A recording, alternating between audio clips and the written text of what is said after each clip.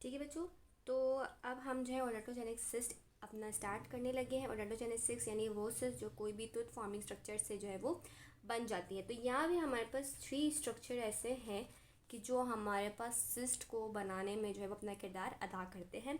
तो उसमें से पहला हमारे पास क्या है, रेस्ट ऑफ विलेसिस। दूसरा हमारे पास क्या है, RER रिड्यूस्ड एनामल एपिथेलियम। और तीसरा हमारे पास क्या है, रेस्ट ऑफ सीरीज। ठीक है बच्चों, rest of Malassez, reduced enamel epithelium और रेस्ट ऑफ सीरीज।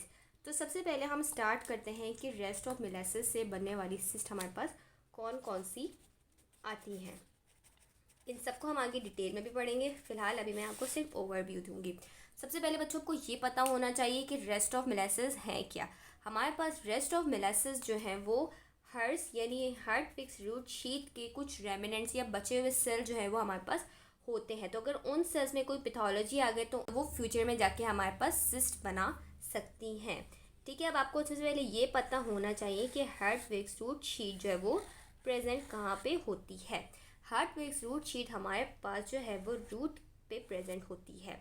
और जब इसका काम ख़त्म होता है बच्चों डेवलपमेंट के दौरान, तो ये आहिस्ता आहिस्ता डिसअपेयर होना शुरू हो जाती है। लेकिन कुछ सेल्स जो है वो इसके रह जाते हैं। ठीक है, वो नहीं डिसअपेयर हो पाते। तो वो वाले सेल्स हमारे पास क्या बना लेते हैं, वो वाले सेल्स हमारे पास कहलाते हैं रेस्ट ऑफ मिलासिस। ठीक है बच्चों, समझ आ गई। अगर हार्ट फिक्स रूट शीट के कुछ सेल डिसअपेयर नहीं हो पाते तो वो वाले सेल हमारे पास रेस्ट ऑफ मिलासिस कहलाते हैं। और अगर इन सेल्स में कोई पैथोलॉजी हो जाए, यानी ये सेल्स बड़े होकर कोई कैविटी बना ले, कोई पैथोलॉजिकल कैविटी बना ले, तो वो इन फ्यूचर में जाके हमारे पास सिस्ट कहलाएगी। सही है, तो यहाँ पे रेस्ट ऑफ मिलासिस से जो हमारे पास सिस्ट आती हैं बच्चों, वो हमारे पास 2 सिस्ट आती हैं। हमारे पास पेरी अपाइकल सिस्ट, एक हमारे पास रेजिडुअल सिस्ट। अब बच्चों आप मुझे ये बताएं कि रेस्ट ऑफ मिलासिस की पोजीशन आपको दिख कहाँ रही है। Of course the root of the tooth पे, यानी टूथ की रूट पे दिख रही है। तो जो हमारे पास पैथोलॉजिकल कैविटी बनेगी वो भी हमारे पास रूट में ही बनेगी ना, क्योंकि हमारे पास रेस्ट ऑफ मिलासिस की पोजीशन यहाँ पे है। तो इसलिए जो पेरी अपाइकल सिस्ट है वहाँ पे जो हमारे पास जो सिस्ट की पोजीशन है वो हमारे पास क्या होती है, अपाइकली होती है। तो ये हमारे पास बन गई पेरी अपाइकल सिस्ट, यानी टूथ के कभी अपाइकल रीजन पे अगर कोई सिस्ट बनी हो और वो सिस्ट ड्राइव हुई हो रेस्ट ऑफ मिलासिस से, तो हम उस सिस्ट को क्या कहेंगे, पेरी अपाइकल सिस्ट। समझ आ गई बात ना। रेजिडुअल सिस्ट में क्या है, देखिए बच्चों, रेजिडुअल सिस्ट की कहानी ये है कि रेजिडुअल सिस्ट हमारे पास हमेशा बनती है आफ्टर टूथ एक्सट्रैक्शन, यानी जब भी कोई टूथ एक्सट्रैक्ट हो गया हो और उसके बाद हमारे पास जो है वो सिस्ट बन जाए तो उसको हम कहते हैं रेजिडुअल सिस्ट। ठीक है, क्योंकि रेस्ट ऑफ मिलासिस हमारे पास नॉर्मली भी प्रेजेंट होते हैं। लेकिन अगर फर्ज करें हमारे पास टूथ एक्सट्रैक्ट हुआ, कोई इन्फेक्शन हो गया हो, वहाँ पे कोई पैथोलॉजी स्टार्ट हो गई हो, तो सिस्ट बना दें। तो अगर हमारे पास जो है वो हमारे पास कोई टूथ एक्सट्रैक्ट हुआ है और वहाँ भी कोई सिस्ट हमारे पास बन गई, तो वो हमारे पास क्या कहलाएगी, रेजिडुअल सिस्ट। लेकिन उसकी पोजीशन भी आप देख रहे हो, उसकी पोजीशन हमारे पास रूट में ही है। तो यहाँ पे हमें बात समझ आएगी, रेस्ट ऑफ मिलासिस से स्टार्ट होने वाली 2 सिस्ट पेरी अपाइकल रेजिडियल दोनों की पोजीशन हमारे पास रूट में है, क्योंकि हमारे पास रेस्ट ऑफ मिलासिस कहाँ प्रेजेंट होते हैं, हमारे पास रूट पे प्रेजेंट होते हैं।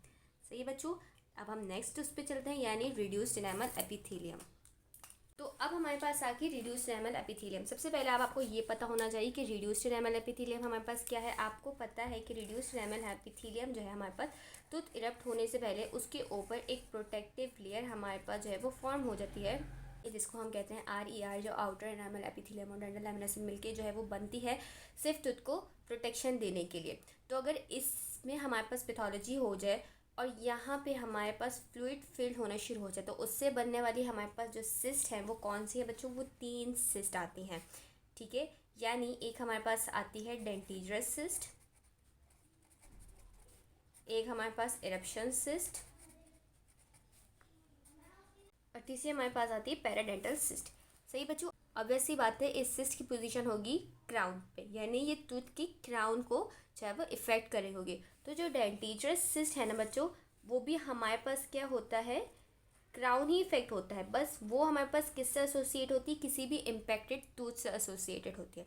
इम्पैक्टेड टूथ के अराउंड अगर हमारे पास इम्पैक्टेड टूथ के क्राउन के अराउंड अगर सिस्ट बन जाए, वो डेराइव हुई भी रिड्यूस्ड एनामल एपिथेलियम से, तो हमारे पास डेंटिजरस सिस्ट होती है।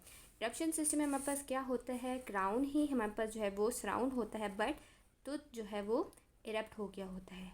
ठीक है, यानी इरप्टेड टूथ का क्राउन अगर हमारे पास सिस्ट से सराउंड हो जाए तो वो हमारे पास क्या कहलाएगी, इरप्शन सिस्ट। मसले आप देख रहे हैं सबके क्राउन में ही आ रहे हैं क्योंकि रिड्यूस्ड लैमेलर एपिथेलियम से सिस्ट फॉर्म हुई भी है। पेरिडेंटल सिस्ट में बच्चों क्या होता है, पेरिडेंटल सिस्ट में भी हमारे पास जो है वो क्राउन इरप्ट ही हुआ होता है, लेकिन ये जो बक्कल बाइफर्केशन एरिया होता है ना हमारे पास, यहाँ पे हमारे पास सिस्ट फॉर्म होती है और वो जिंजाइवा में जो है वो चली जाती है। तो ये हमारे पास हो गया RER। अब लास्ट में हमारे पास है रेस्ट ऑफ सीरीज, उसको पढ़ते हैं। सही, तो अब हम लास्ट पढ़ने वाले रेस्ट ऑफ सीरीज। जो डेंटल लैमिना के सेल्स होते हैं ना हमारे पास, वो रेस्ट ऑफ सीरीज कहलाते हैं। अब सबसे पहले आपको ये पता होना चाहिए कि डेंटल लैमिना क्या है। अगर बच्चों आपने मेरे पास थर्ड डेवलपमेंट की वीडियोस देखी हुई हैं तो आपको ये पता है कि डेंटल लैमिना के अंदर हमारे पास क्या बनते हैं।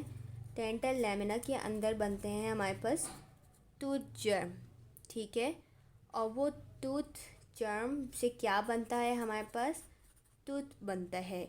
यानी डेंटल लैमिना हमारे पास कौन सा वाला पार्ट हुआ, वो वाला पार्ट जो टूथ जर्म के सराउंड में है। ओके, ठीक है, तो डेंटल लैमिना से बनने वाली हमारे पास कोई भी सिस्ट वो होगी वो टूथ के सराउंडिंग में होगी, यानी किसी चीज़ से भी बन सकती है। वो जिंजाइवा में भी बन सकती है, वो दो दांतों के बीच में भी सिस्ट बन सकती है, वो सिस्ट रेमस में भी बन सकती है, एक चीज़ बन सकती है। यानी बस टूथ के सराउंडिंग जो भी स्ट्रक्चर्स हैं अगर उनमें हमारे पास सिस्ट बन गई तो वो क्या होगी हमारे पास, वो सिस्ट हमारे पास बनने वाली सिस्ट कौन सी सिस्ट होगी, यानी वो रेस्ट ऑफ सीरीज से वो सिस्ट हमारे पास बनेगी।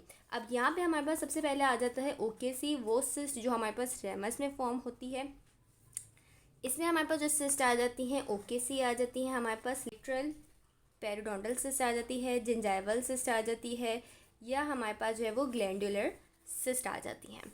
सही बच्चों, तो ये जो है हमारे पास सिस्ट की क्लासिफिकेशन का ओवरव्यू था। अब हम सारी सिस्ट को जो है ना वो इन डिटेल पढ़ेंगे नेक्स्ट वीडियो से इंशाल्लाह। तब तक के लिए अल्लाह हाफिज़।